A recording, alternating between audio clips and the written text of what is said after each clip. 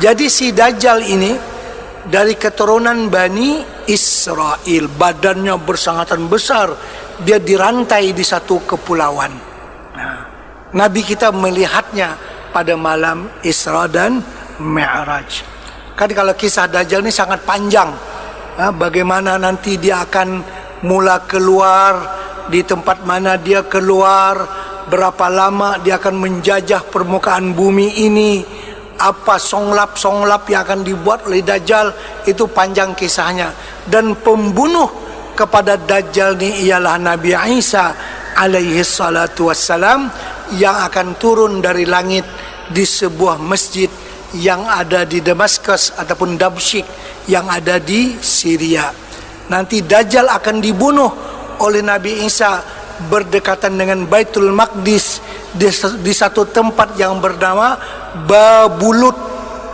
Babulut ini gak jauh daripada Tel Aviv punya airport sekarang.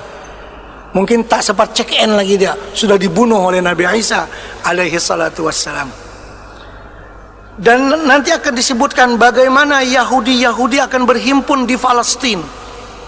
Memang sekarang Yahudi membuat negara haram di tanah orang Islam yang ada di Palestina.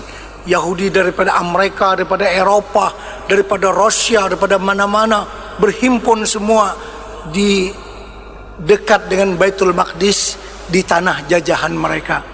Di akhir zaman nanti Allah akan memberikan kemenangan kepada kita umat Islam dengan dipimpin oleh Nabi Isa alaihi salatu wassalam, dan Nabi Isa juga akan membunuh Dajjal dan orang-orang Yahudi.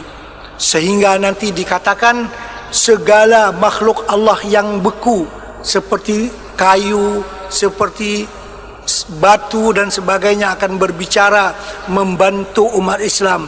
Wahai si Muslim, ini Yahudi ada di belakang saya, silakan bunuh, kecuali pohon garkat. Itu nggak ngomong dia. Pohon garkat itu pohon seperti pohon cemara, kurang lebihnya begitu.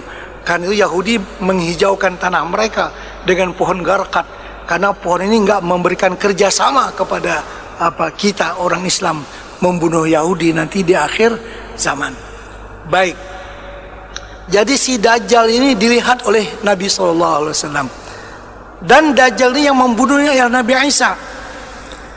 Dajjal berani berbicara sombong kepada semua orang kecuali bila dia melihat Nabi Isa. Kalau dia melihat Nabi Isa, dia akan lebur, akan luluh seperti luluhnya garam dalam air. Dia tahu bahwa Nabi Isa mesti akan membunuh dia. Dia pun sudah tahu siapa pembunuh dia sebenarnya. Nah, ini yang juga dilihat oleh Nabi dalam perjalanan Isra Mi'raj pada malam itu.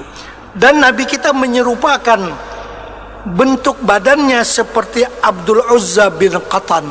Itu ada seorang di zaman dahulu, orang jahiliyah. Ujar Nabi kita, roropaan bahasa kita, Abdul Uzza bin Qatan. Nah, itu tentang Dajjal ya. Terus tiang-tiang Islam. Wara'a amudan abyadha ka'annahu lu'lu'un tahmiluhul malaikah.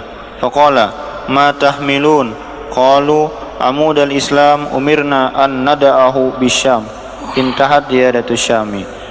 Dan baginda sallallahu alaihi wasallam juga melihat tiang-tiang besar berwarna putih seumpama batu permata yang dipikul oleh sekumpulan malaikat. Lalu Rasul bertanya, tiang apakah yang kamu semua pikul itu? Para malaikat berkata, itu adalah tiang-tiang agama Islam yang kami diperintahkan untuk meletakkannya di negeri Syria. Di negeri Syam, di negeri Syria.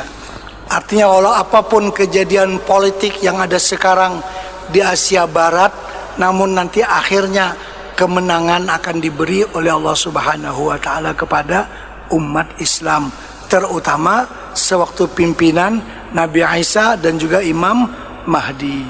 Terus